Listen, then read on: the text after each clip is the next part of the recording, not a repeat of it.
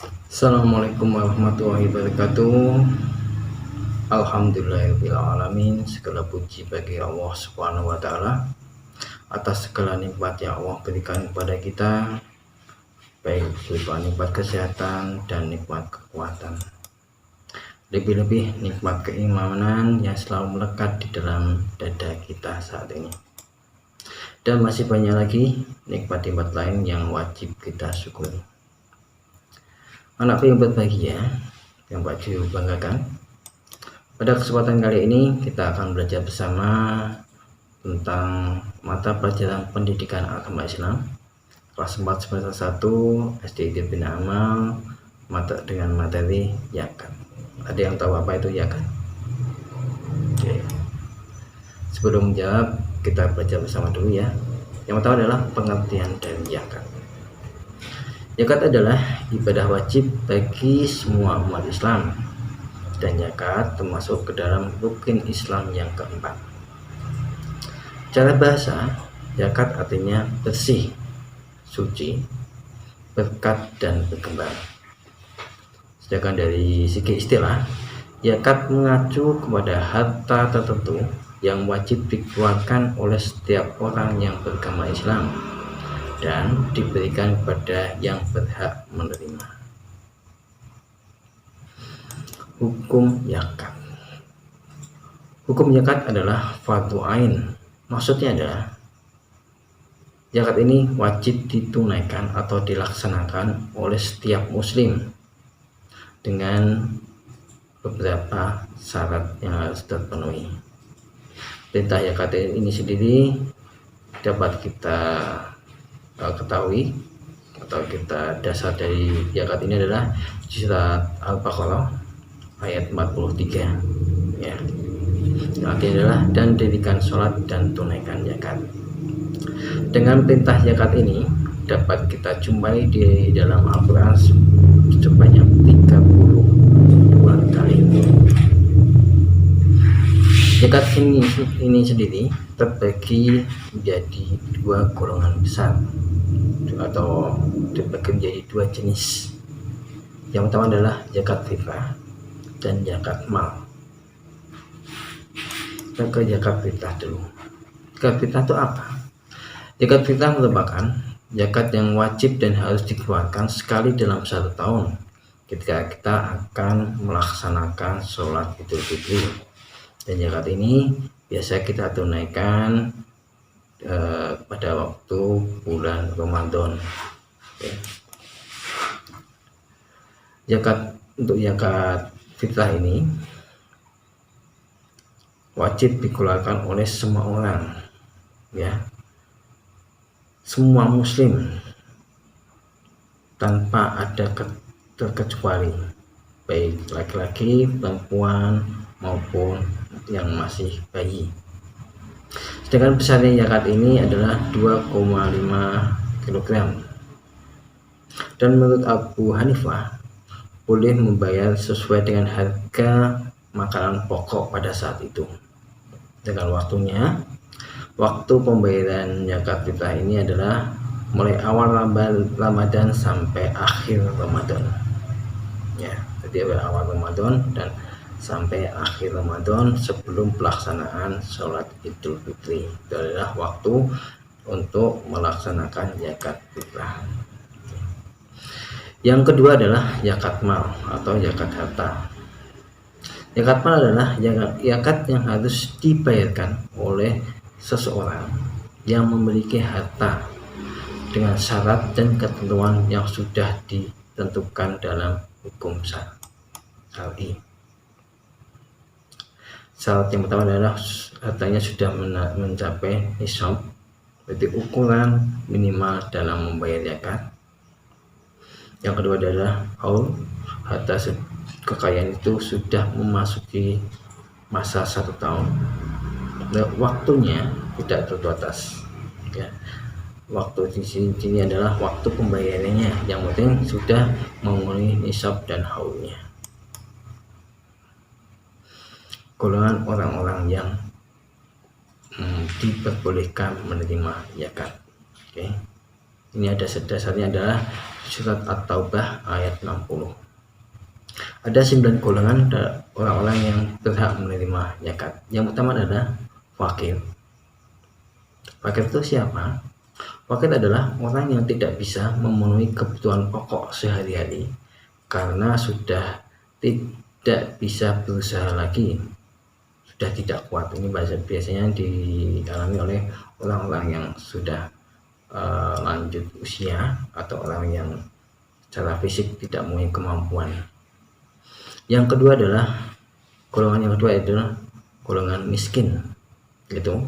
Orang yang sudah berusaha bekerja tetapi penghasilannya tidak bisa mencukupi kebutuhan sehari-hari. Jadi golongan miskin ini wajib dan boleh kita beri zakat. Yang ketiga adalah amil. Amil itu siapa? Amil adalah orang yang bertugas mengambil zakat dari para musyaki atau wajib zakat dan mendistribusikan kepada yang berhak atau mustahik.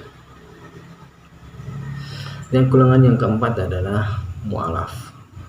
Siapa itu orang mu'alaf? Mu'alaf adalah orang-orang yang sedang dilunakkan hatinya untuk memeluk Islam atau orang yang baru masuk Islam.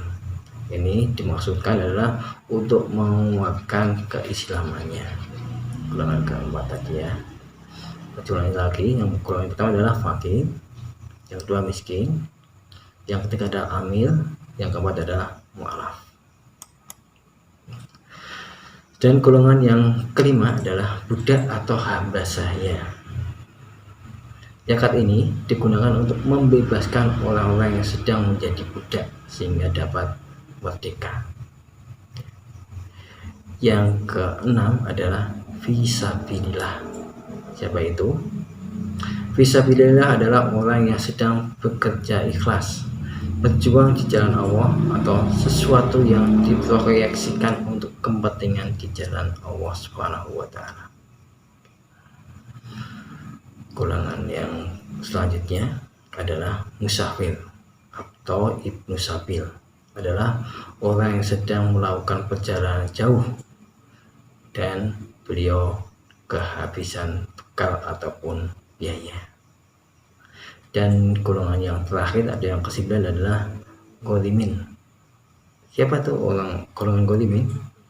Golimin adalah golongan orang-orang muslim yang mempunyai hutang dan tidak mampu untuk membayarnya. Oke, ini adalah golongan orang-orang yang berhak menerima zakat. Selanjutnya adalah syarat zakat. Syarat harta yang perlu dizakati. Ini berkaitan dengan zakat mal ya. Yang pertama adalah kepemilikan yang penuh, sah bahwa harta itu adalah menjadi hak miliknya. Yang kedua adalah berkembang, harta ini dalam 1 tahun bertambah, selalu bertambah dan bertambah. Yang ketiga adalah mencapai nisab. Batas nisab yaitu batas minimal harta yang harus dizakati. Yang keempat, melebihi kebutuhan pokok. Maksudnya adalah melebihi kebutuhan primer sehari-hari, makan dan sebagainya. Yang kelima, pemilik harta ini tidak berhutang, ya, tidak memiliki hutang. Jika memiliki hutang, maka kewajiban terlebih dahulu adalah menyelesaikan hutang itu terlebih dahulu. Yang keenam adalah haul, ya. Haul adalah harta sudah mencapai 1 nisab dan telah melewati masa 1 tahun. Oke. Jenis harta yang wajib dizakati. Di sini ada 8 jenis harta yang wajib dizakati setiap tahunnya. Yang pertama adalah emas, ya. Emas, perak, uang, harta perniagaan, hasil pertanian, hewan ternak, hasil tambang dan barang temuan. Ya. Yang pertama adalah emas. Emas adalah simpanan emas yang sudah 1 tahun, minimal sudah tahun ya. Kalau perak juga sama, simpanan perak yang sudah 1 tahun minimal sudah menyimpan. Dan uang simpanan atau uang yang dimiliki dengan harta peninggalan setiap hasil perdagangan wajib dizakati. Ya, dari tiap kali berdagang atau melakukan transaksi wajib dizakati dari keuntungannya. Yang kelima adalah hasil pertanian. Ya, hasil pertanian bisa buah-buahan, sayur mayur dan lain sebagainya, yang tentunya sudah melebihi nisabnya. Yang keenam adalah hewan ternak. Hewan ternak ini diantaranya adalah unta, sapi, kerbau, kambing, dan domba. Yang ketujuh adalah hasil tambang. Yang kedelapan adalah hasil temuan, ya, harta terpendam. Dengan besarnya zakat mal, ini adalah besarnya zakat seperti yang Pak juga katakan tadi ada 8 tadi jenisnya. Yang pertama adalah emas, nisabnya adalah 20 dinar, ya, 20 dinar sama dengan 93,6 gram. Besar zakatnya adalah 2,5%. Kemudian perak, nisabnya adalah 200 dirham atau 670 gram. Zakatnya adalah 2,5%. Yang ketiga adalah uang. Nisabnya adalah senilai dengan 93,6 gram emas, ya. Nanti hitungannya di sini adalah emas, ya. Zakatnya adalah 2,5% minimal, ya. Yang keempat adalah harta perniagaan senilai dengan emas, harga zakatnya minimal 2,5%. Yang kelima adalah hasil pertanian, nisabnya ada sebanyak 5 wasaf atau 691,2 kg. Zakatnya adalah penyiraman dengan air hujan. Kalau ya pertaniannya kalau menyiram dengan memanfaatkan air hujan, maka zakatnya adalah 10%. Dengan penyiraman dengan tenaga manusia atau pengangkutan yang memerlukan alat, zakatnya adalah 5%. Yang keenam adalah binatang ternak. Untuk unta jumlahnya harus lebih besar dari 5 ekor, ya. 5 ekor unta zakatnya adalah 1 ekor unta. Dengan sapi atau kerbau nisabnya adalah lebih banyak dari 30 ekor, ya. Jadi jumlah sapi dan kerbaunya lebih dari 30 ekor. Untuk 30 ekor sendiri zakatnya adalah 1 ekor dengan catatan usia dombanya sudah lebih dari 1-2 tahun. Dengan yang binatang ternak yang selanjutnya adalah kambing. Nisab dari kambing adalah si pemilik sudah memiliki kambing lebih dari 40 ekor. Perhitungannya untuk 40 ekor dari 1 ekor kambing dengan usia kambing minimal ada 2-3 tahun. Jenis harga yang ketujuh adalah hasil tambang. Hasil tambang ini sesuai dengan nisab emas dan perak, yaitu 2,5%. Yang ke-8 adalah barang temuan. Barang temuan ini sesuai dengan nisab emas dan perak, tapi untuk besar zakatnya adalah 20%. Oke. Ini adalah ketentuan minimal yang bisa kita jadikan patokan.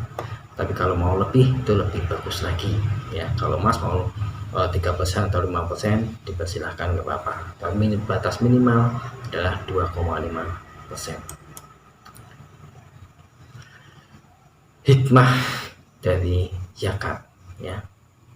Hikmah dari kita menunaikan zakat yang pertama adalah memperoleh ridha Allah dan mendapat rahmat Allah Subhanahu wa Ta'ala.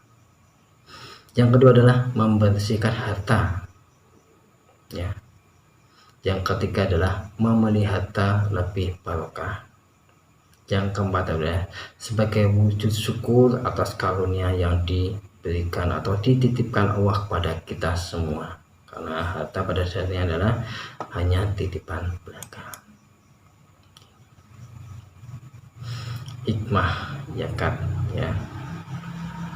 Hikmah zakat diantaranya adalah menjauhkan sifat tercela, iri hati kepada miskin, orang kaya atau yang berkecukupan.